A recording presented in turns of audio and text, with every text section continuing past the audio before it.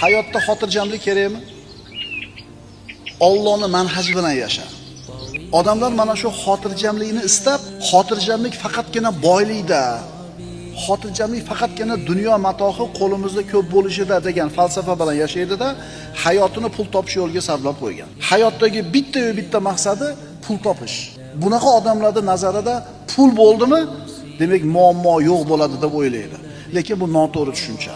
Endi Alloh kimni taqdiriga boy bo'ladi deb yozgan, kimga kambag'al. Buni biz bilmaymiz. Agar xotirjam, saodatli hayot faqat pulga bog'liq bo'lganida, taqdiriga faqir deb yozilgan insonlar majbur saodat topmasdan yashashga to'g'ri kelib qolardi. Lekin saodat, xotirjamlik pulda emas. Pulni qanchaligida ham emas. Allohning manhajiga amal qilishlikda. Qanchalar Allohning manhaji bilan yashaysan, hayoting shunga yarasha